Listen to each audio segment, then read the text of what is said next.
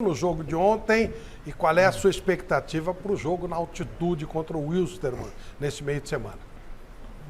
O São Paulo melhorou muito no segundo tempo, depois, sobretudo, das substituições feitas pelo técnico Rogério Ceni. Mas ainda é um time imprevisível. Não tem. Merecia ter ganho o jogo, inclusive. E quanto à altitude, esse é um outro problema. Todos os clubes, todos os times sofrem com altitude, como a gente sofre também.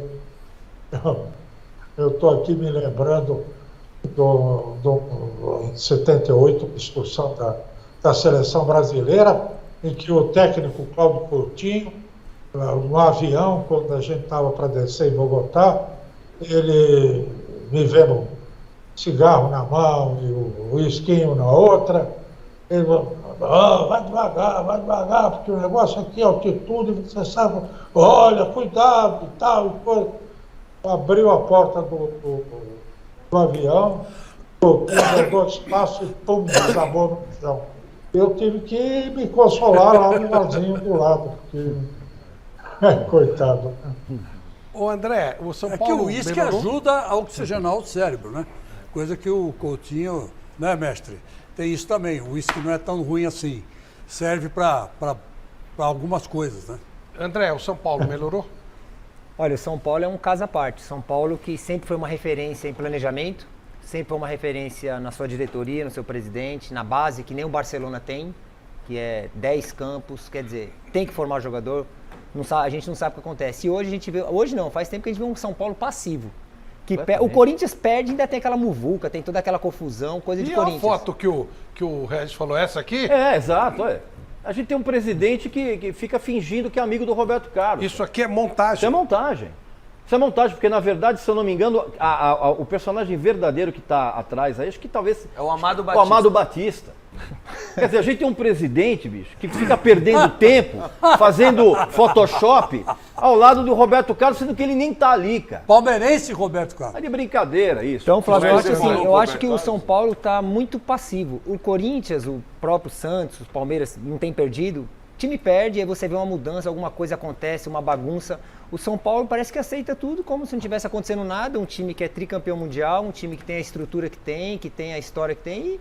E se perder por qualquer time aí da segunda divisão é normal e não acontece nada, não tem mudança, não tem barulho. Então, é difícil entender o São Paulo hoje. Um dos diagnósticos feitos antes da contratação do Rogério Ceni foi de que o time do São Paulo não falava em campo, não vibrava em campo. O que é um absurdo, é uma ofensa para a história do São Paulo. Você sabe, vocês foram jogadores, você sabe disso. Então, e hoje tem o Rafinha que fala pelos cotovelos. Eu adoraria que nós tivéssemos um time titular com a chatice do Luciano. O Luciano é um cara que ele entra, ele é chato, ele não sei o quê, ele vibra, ele xinga, não sei o quê. Cara, eu adoraria que o time inteiro do São Paulo tivesse à disposição do Luciano. Mas a gente não tem isso, cara. A gente tem um esquema tático que não varia de acordo com o adversário, e isso é um mérito que o Abel tem, ele monta o Palmeiras de acordo com o adversário. O São Paulo hoje joga de uma maneira absolutamente previsível, Sim. lenta, e outra, o São Paulo tem uma deficiência na conclusão ao gol, que é um negócio exasperante. As poucas oportunidades que o São Paulo tem no jogo são perdidas de uma maneira bizonha.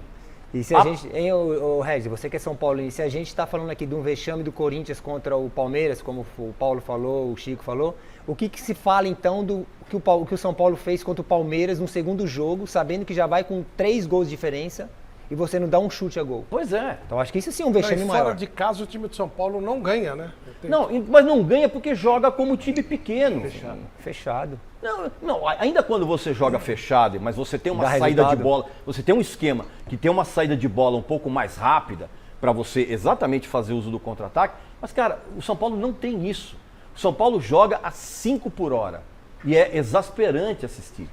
Então, o que acontece? Existe isso e existe também uma coisa que é terrível no São Paulo, que é vários jogadores com, na minha opinião, com deficiência de fundamentos. de futebol. Olha aí, ó. Saudade do Que Tele, estão né? com essa Olha lá, provocação olha lá. toda? Então, olha lá. Aí, nós temos. Aí, presidente, ficou muito boa a montagem, viu? Valeu muito. É a mesma foto, É. né? Isso tem a mesma utilidade de o jogador ficar perdendo tempo tingindo o cabelo. Se todo jogador de futebol usasse o tempo que ele tem, em vez de tingir o cabelo, e com uns penteados absolutamente ridículos, nem a mãe do cara concordaria.